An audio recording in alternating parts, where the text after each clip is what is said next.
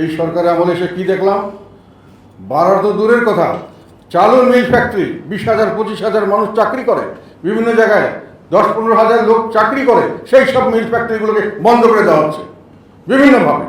ইচ্ছা করলেই তাদেরকে চালু রাখা যেত।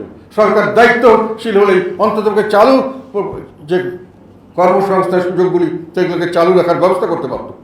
কিন্তু আমরা দুর্ভাগ্যের সঙ্গে লক্ষ্য করছি যেগুলো চালু ছিল সেগুলোকে বন্ধ করে দেওয়া হচ্ছে, অত্যন্ত খালি শুধু প্রতিহিংসার জন্য, তো ঘৃণার কারণে, ঘৃণার প্রতিহিংসা এই সরকারের একটা প্রচার করা এবং সেগুলোকে নিয়ে একটা বিশাল একটা বাণিজ্য করা শুরু হয়ে গেছে। ঘৃণা এবং প্রতিহিংসাকে বাড়াতে হবে, এইটাই জন্য এখানকার আমাদের এখন ধর্ম হয়ে গেছে। কত ঘৃণা বাড়াতে পারো, কত প্রতিহিংসা নিতে পারো, এটাই হলো এখন রাজনীতি, এটাই হলো এখন সামাজিক নীতি। এটা এইভাবে কোনো দেশ চলতে পারে না। ঘৃণা মানুষকে আরো ঘৃণার সৃষ্টি করবে। যাকে আপনি ঘৃণা করবেন সে আপনাকে ঘৃণা করবে, যাকে আপনি প্রতিহিংসা নেবেন সে আপনাকে প্রতিহিংসা নেবেন। তাহলে এই প্রতিহিংসা এবং ঘৃণার রাজনীতির শেষ কোথায়? বন্ধ করতে হবে। এটা আমরা দীর্ঘদিন থেকে দেখে আসছি, গত সরকারও করেছে। তাদের কিন্তু প্রায়শ্চিত্ত করতে হচ্ছে। কিন্তু কথা হলো, আমরা এখানে কোথাও না কোথাও এসে তো আমাদেরকে থামতে হবে যে পরবর্তীতে আমরা একটা শান্তির দেশ দেখতে চাই, আমরা ঘৃণার জায়গায় ভালোবাসা দেখতে চাই, আমরা প্রতিহিংসার জায়গায় সমঝোতা দেখতে চাই, বন্ধুত্ব দেখতে চাই। সকলে মিলে আমরা দেশকে, মানে এটা আমাদের দেশ, সকলকে মিলে আমরা এই দেশকে আজকে সামনে এগিয়ে যাব। কিন্তু আমরা সেটা দেখছি না। ফলে আমাদের নিরাপত্তা নেই, আমাদের খাওয়া পড়ার ব্যবস্থা নেই, আমাদের চাকরি ভবিষ্যতের কোনো ব্যবস্থা নেই। এই পরিস্থিতিতে দিনকে দিন যে পরিস্থিতি সৃষ্টি হচ্ছে, সামনের দিকে মানুষ, ক্ষুধার্ত মানুষ বাড়ছে। ক্ষুধার্ত মানুষ, এই কথাটা আমি কয়েকবার বলেছি, ক্ষুধার্ত মানুষ আর যদি আইন শৃঙ্খলা সঠিক না হয় তাহলে এটা সমাজের জন্য একটা বিপজ্জনক পরিস্থিতি।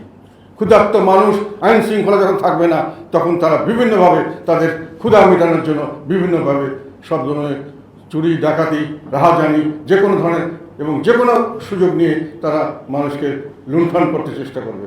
এবং সেই ঘটনা ঘটছে, এবং সেই ঘটনা ঘটে যত এখন পর্যন্ত যা দেখা যাচ্ছে, আইন শৃঙ্খলা যত খারাপ হচ্ছে তত ব্যবসা বাণিজ্য খারাপ হচ্ছে, তত মিল ইন্ডাস্ট্রি বন্ধ হচ্ছে। তাতে করে আবার বেকারত্ব বাড়ছে, আবার ক্ষুধা বাড়ছে, আবার আইন শৃঙ্খলার অবনতি হচ্ছে। এবং আইন শৃঙ্খলা অবনতি হলে আবার জিনিসপত্রের দাম বাড়ছে, আবার ব্যবসা বাণিজ্য নষ্ট হয়ে যাচ্ছে, আবার সেই জন্য বেকার সমস্যা বাড়ছে। তাতে এই দুষ্ট চক্রের মধ্যে পড়ে আমরা আস্তে আস্তে উপর থেকে, তলের থেকে গভীর তলে চলে যাচ্ছি। আমরা ধ্বংসের পথে এগিয়ে যাচ্ছে বাংলাদেশ এখন। আমি কি সঠিক কথা বলেছি? এই আবর্ত থেকে আমাদেরকে বেরোতে হবে। কিন্তু এটা যেটা বললাম, আবর্ত থেকে বেরোনোর পরিবর্তে আমরা ঘৃণার চাষ করছি, আমরা প্রতিহিংসার চাষ করছি, আমরা দেশকে বিভক্ত করেছি, আমরা দেশকে একতাবদ্ধ করতে পারিনি। কিভাবে দেশকে বিভক্ত করেছি? আমাদের ইচ্ছা মতো। যারা বলেছেন তারা নাকি আন্দোলন করেছে, আমরা আন্দোলন করেছি, আমরাও ছিলাম, আমাদের মানুষ মারা গেছে, আমাদের মানুষ জেলে গেছে। কিন্তু ওনারা নাকি একই তারাই করেছেন, আর কেউ করে নাই। ওনারা যাকে বলবেন ফেসিবাদের বিরুদ্ধে তারাই ফেসিবাদের বিরুদ্ধে, আর যাদের বলবেন ফেসিবাদের দোসর ফেসিবাদ তারাই ফেসিবাদ এবং ফেসিবাদের দোসর করে ওনারা নিজের ইচ্ছায় দেশকে ভাগ করেছেন।